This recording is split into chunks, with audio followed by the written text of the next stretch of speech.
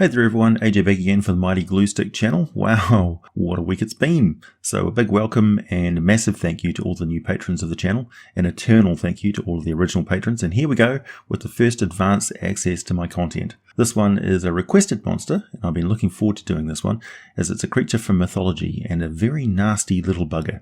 Redcaps originate in the folklore of England, which is incredibly rich and diverse. The Redcap stories of Yorkshire and the northeast are where we get the Redcap found in Dungeons & Dragons. It's interesting that this figure of malevolent violence would come from the contested borders of England and Scotland. In folklore, the Redcap is depicted as a short, goblin-like old man with long, prominent teeth, skinny fingers armed with talons like an eagle's, large eyes of a fiery red colour, grizzly hair streaming down his shoulders, iron boots, a pike staff in his left hand, and a red cap on his head.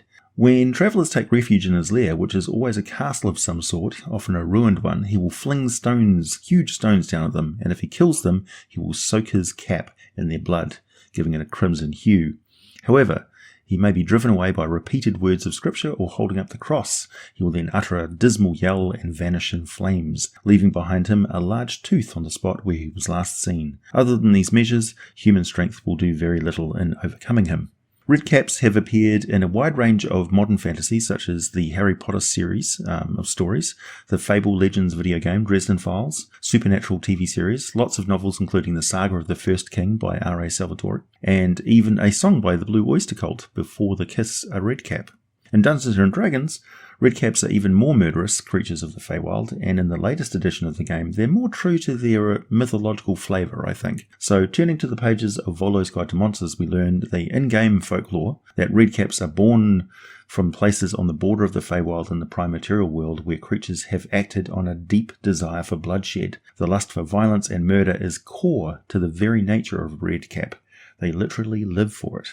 Their drive to kill is actually a survival instinct. A redcap has to soak its hat in the fresh blood of its victims at least once every 3 days. When a redcap is born, its hat is coated with wet blood, and it knows that if the blood isn't replenished, it will vanish, leaving behind nothing but one of its teeth. If a character fashions an amulet out of this tooth, it usually gains favourable reception from fey beings who desire peace and prosperity, as they detest the redcaps and wish them all dead, so seeing the tooth of a slain redcap basically puts them in a better mood.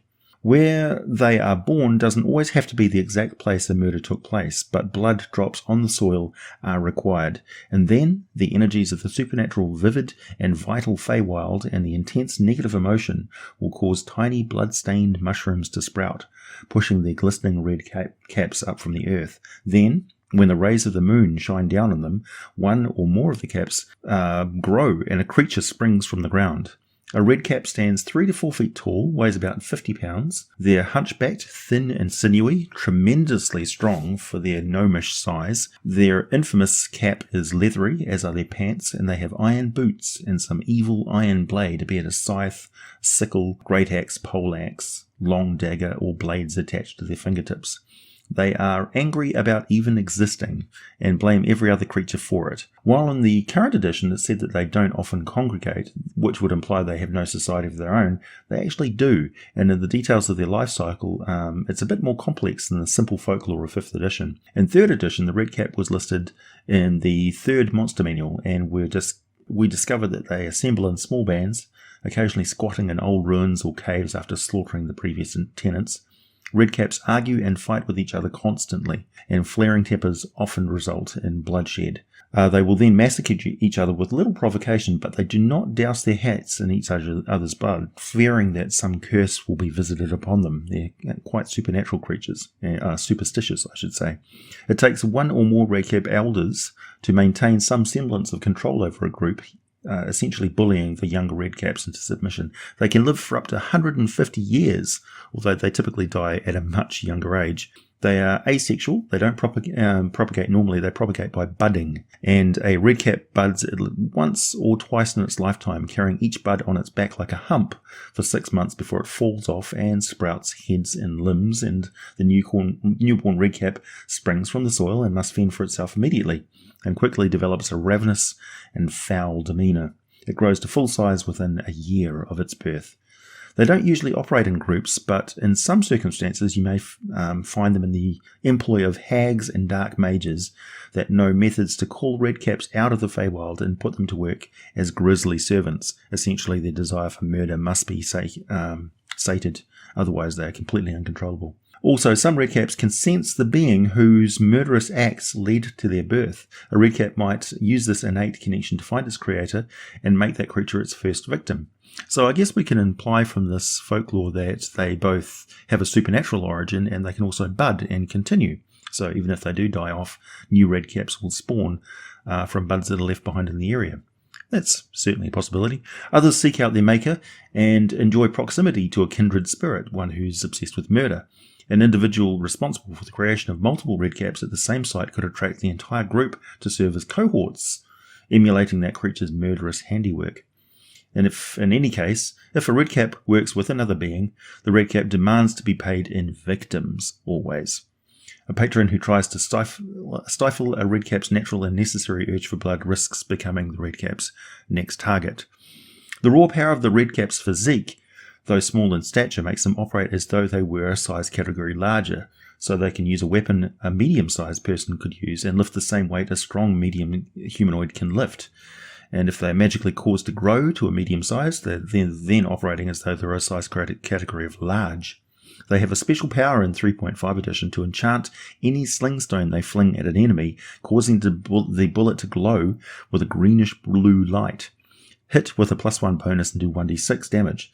They'll usually do this if they're waiting for an enemy to approach their ambush site, waiting and hiding, and then firing a sling bullet and then charging in with their thumping iron boots to cut their victims to pieces.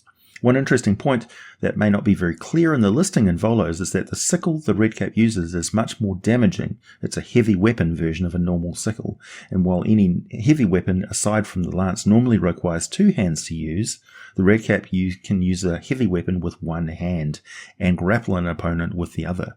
So they're tremendously strong. Not only that, but because of their increased size modifier, they can grapple creatures up to large size. So they can grapple a horse or a centaur. They can fling a glowing bullet, dash into attack, grapple the victim or knock them prone, grapple and continue to attack on following rounds, meaning it can be very hard to get away from them once they're engaging you in lethal combat. Having drawn blood, they're relentless. Any enemy that tries to run away, they'll pursue, using ironbound pursuit if their normal movement isn't enough. And they are so driven towards bloodshed in order to survive that they will track a target for quite some distance if no easier targets are around. Redcaps have their own elaborately interwoven superstitions. They believe rivers contain water spirits that can snatch their souls, so they only bathe in still water.